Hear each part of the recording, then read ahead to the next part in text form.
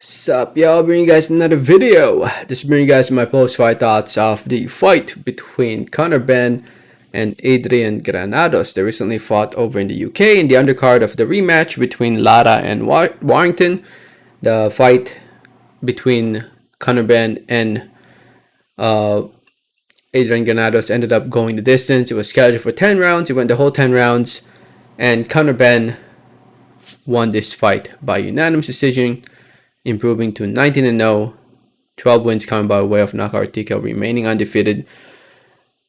Scorecards for the fight were 100-90, 97-93, 99-91 in favor of Conor Benn, and rightfully so. I thought he clearly won this fight. I could see you giving 1 to maybe 3 rounds to Granados if you're being generous. 4, so pushing it a little bit too much.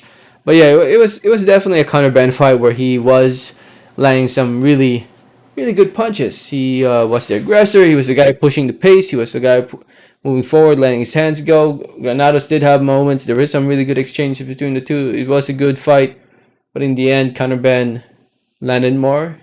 He threw more, and yeah, I gotta say that right hand, man, he landed it a lot. He landed it a lot, but Granados had a pretty good chin, so he ate them pretty well.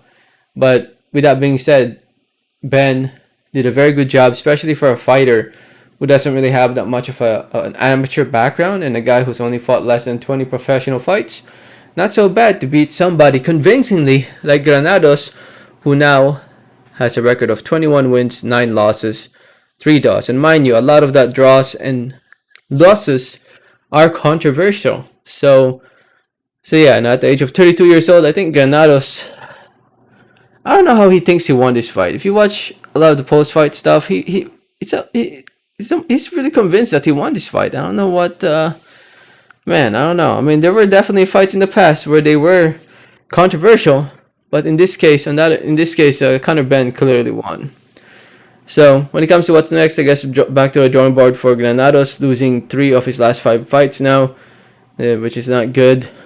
Yeah, he's probably on the back end of his career now at this point, Adrian Granados. As for Conor Benn, there were talks about him fighting Adrian Broner, Sean Porter. I think he's calling out Sean Porter. And, a lot of the top welterweights. I don't think he's ready against the top welterweights yet, but maybe in the top 15 if you look at the rankings at 147 pounds. Conor Benn is ranked number 11 by the WBC, number 12 under the WBA, and looks like the WBO and IBF don't have him ranked. So he's kind of up there in the ranks already, and it would be interesting to see, like, maybe against David Avanish. I think that would be a good fight. If they can make that fight. I think David isn't he with Matchroom? Well, I think he's with what do you call that? Sky Sports now. Sky Sports in association with Matchroom.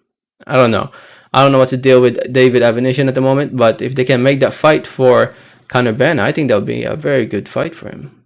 Good test for Conor Benn. So we'll see what happens for Conor Benn, but slowly I think he's getting there. I think slowly he's improving. How old is he? He's 24? Yeah, he still has time. He definitely still has time. 1-2 more years, I think he'll be ready for a title, depending on how the welterweight division looks 2 years from now. It's a stacked division. A lot of talented fighters in this division. Let me know your thoughts and comments. Thanks for listening. Thanks for watching. Like always, have a great day. Alright, thanks.